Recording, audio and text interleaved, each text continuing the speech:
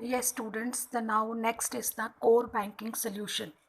Core banking solution, as the name indicates, that core. Firstly, you must know the meaning of the core. C stands for the centralized, O stands for the online, R stands for the real time, and E stands for the electronic.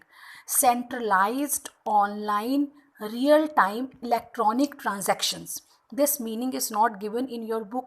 The acronym of the core that you can note down. Centralized, एक जगह से सारी instructions मिल रही हैं online with the help of the computer और internet. Real time, उसी time पैसा transfer हो जाता है. Electronic, with the help of an electronic media.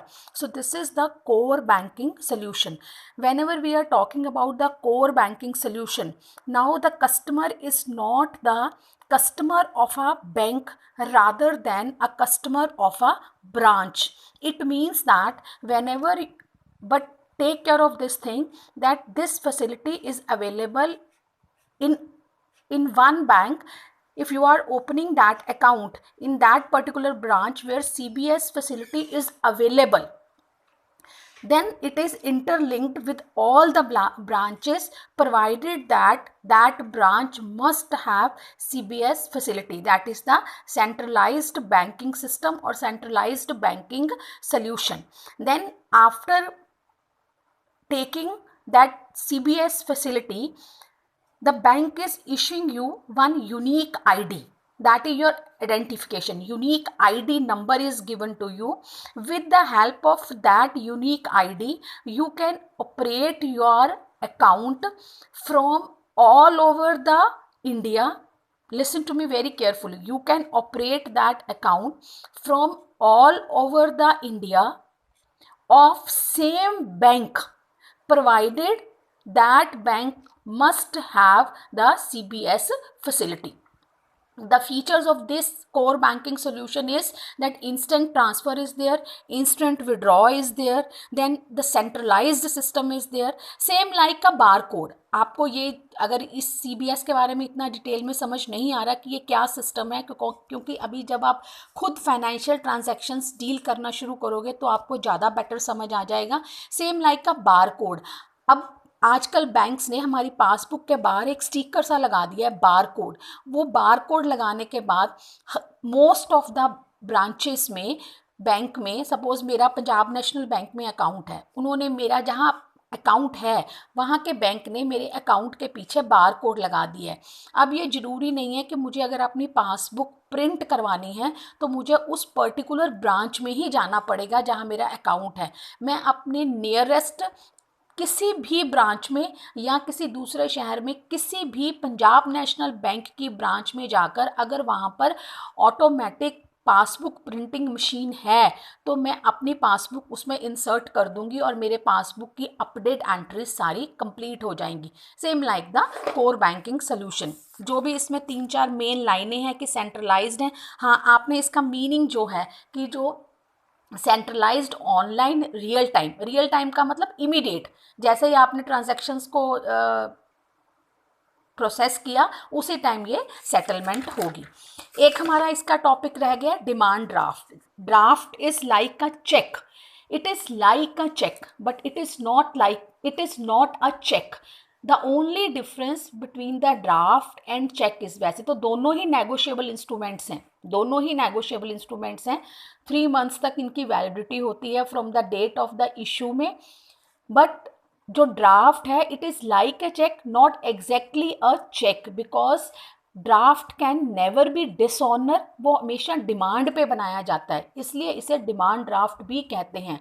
जबकि जो चेक है वो whenever we are opening a account, जैसे हमें पासबुक मिलती है, ATM कार्ड मिलता है, इसी तरह हमें चेक बुक मिलती है. तो चेक जो है वो हम अपनी डिस्क्रिशन पे, हम किसी को कैश पेमेंट नहीं देना चाहते, हमने अपनी डिस्क्रिशन पे किसी को चेक काट के दे दिया कि हम बाय चेक लेंगे, या किसी के सामने से थर्ड पार्टी की रिक्वायरमेंट है कि हमें जो चेक है वो बाय चेक ही पेमेंट चाहिए. उसमें पॉसिबिलिटी है कि माइट भी आज जब हमने चेक काट के दिया तो हमारे अकाउंट में पैसे हैं, बट उसने 3 मंथ्स उसकी वैलिडिटी होती है, उसने 3 मंथ्स तक चेक लगाया ही नहीं बैंक में, तो जिस दिन उसने लगाया उस दिन बाई चांस उतना सफिशेंट बैलेंस नहीं था तो वो डिसऑनर हो गया।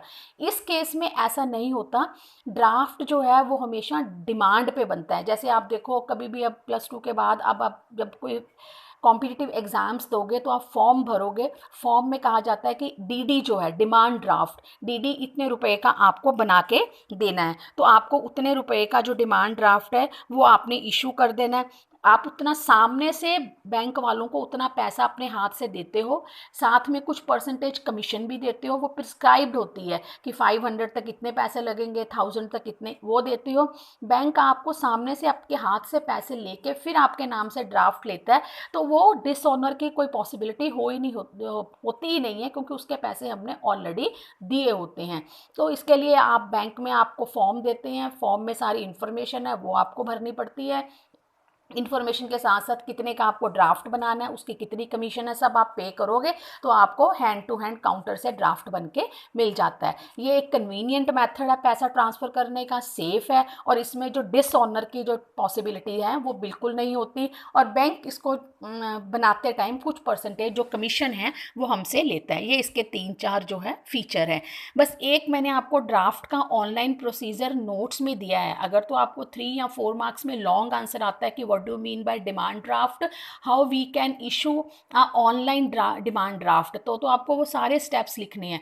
बट अगर कई बार सेक्शन ए में 2 मार्क्स में आ गया कि what do mean by draft, how we can issue it online, तो इसके लास्ट पैराग्राफ है, जो चैप्टर का लास्ट पैराग्राफ है, फॉर दिस पर्पस ऑल, बस उसी को बड़ा ब्रीफ कर दिया है। For this purpose all have to do make a request online to your bank, आपको बैंक को ऑनलाइन रिक्वेस्ट करनी है, और कितने अमाउंट का ड्राफ्ट बनाना है वो आपको बताना है। जो अमाउंट को और along with the bank charges आपको ऑनलाइन पे करना पड़ता है, चाहे तो अपने सेविंग अकाउंट के थ्रू पे कर दो, चाहे करंट अकाउंट के थ्रू कर दो, या फिर क्रेडिट कार्ड के थ्रू पे कर दो। किसी भी कार्ड के थ्रू, आपके पास कार्ड है वो आप पेमेंट बैंक तक पहुंचा दो, और ड्राफ्ट जो है वो बैंक ऑनलाइन बनाकर आपके अकाउंट में, आपको पता है जब ऑनलाइन चीज़ आती है तो वो बनाने के बाद जो अलॉन्ग विद द फॉर्म, जैसे जो उनका स्पेसिफाइड फॉर्म है उसी फॉर्म में वो उसको टाइप करके आपके ऑनलाइन उसमें उसकी लाइक अ रिसीट की तरह वो आप पे आ जाती है, और वो ऑनलाइन आपको डिमांड ड्राफ्ट जो है वो